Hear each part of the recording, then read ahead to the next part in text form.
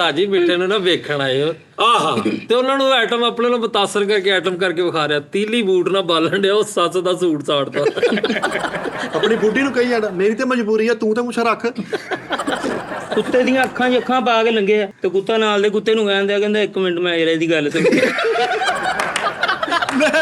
ਕੁੱਤੇ ਦੀ ਅੱਖਾਂ ਚ ਅੱਖਾਂ ਪਾਈਆਂ ਤੇ ਕੁੱਤਾ ਰਾਤ ਸਿਗਰਟ ਪੀਣ ਲੱਗ ਕਹਿੰਦਾ ਮੈਨੂੰ ਉਹਦੇ ਨਾਲ ਪਿਆਰ ਹੋ ਗਿਆ। ਇੱਕ ਆਪਣੇ ਯਾਰ ਬੇਲੀ ਨੂੰ ਮਿਲਣ ਚਲਾ ਗਿਆ ਉਹਨੇ ਦੁਕਾਨ 'ਚ ਬਿਠਾਇਆ ਉਹਨੇ ਚਾਹ ਮੰਗਾ ਲਈ ਤੇ ਆਪਣੇ ਮੁੰਡੇ ਨੂੰ ਕਹਿੰਦਾ ਲਿਆ ਭਰਾ ਵਾਸਤੇ ਕੁੱਤਿਆਂ ਦੇ ਖਾਣ ਵਾਲੇ ਵੇਖ। ਕਾਲੂ ਐਡਾ ਬੇਵਕੂਫ ਆ ਕੁੱਤਿਆਂ ਵਾਲੇ ਬਿਸਕੁਟ ਕਿੱਦਾਂ ਖਾਂਦੇ ਆ ਪਹਿਲੇ ਡਿੱਕਰ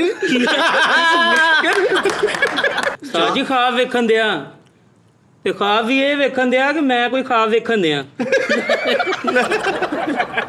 ਪੈਕੇਜ ਮੁੱਕਾ ਇਹਦਾ ਖਾਬਾਂ ਦਾ ਪੈਕੇਜ ਮੁੱਕਾ ਤੇ ਫੇਰ ਵੇਖ ਰਿਹਾ ਤੇ ਹਲੇ ਖਾਬ ਸ਼ੁਰੂ ਹੀ ਹੋਇਆ ਤੇ ਵਿੱਚ ਆਵਾਜ਼ ਆਂਦੀ ਇਸ ਖਾਬ को अपना बनाने के लिए भी स्टार 1 ਸੋਹਰਿਆਂ ਘਰ ਚਲਾ ਗਿਆ ਉੱਥੇ ਜਾ ਕੇ ਫੁੱਲ ਲੜਾਈ ਪਾਈ ਉੱਥੇ ਅਫਰਾ ਤਫਰੀ ਗਲੀ ਇਕੱਠੀ ਕੀਤੀ। ਮੈਂ ਇਹਦੀ ਸੱਸ ਨੂੰ ਪੁੱਛਿਆ ਮੈਂ ਕਿਹਾ ਮਾਈ ਕੀ ਹੋਇਆ ਕਹਿੰਦੀ ਪੋਤੇ ਨੂੰ ਅਸੀਂ ਸਿਰਫ ਪੈਰ ਧੋਣ ਦਾ ਕਹਿ ਰਹੇ। ਤੇ ਕੁੱਤਾ ਇੱਕ ਬਿਸਕੁਟ ਖਾ ਰਿਹਾ ਲੱਗ ਹੋਇਆ ਤੇ ਉਹਨੇ ਬਿਸਕੁਟ ਫੜੇ ਕਹਿੰਦਾ ਆਓ ਜੀ ਜਨਾਬ ਪਾਸਾ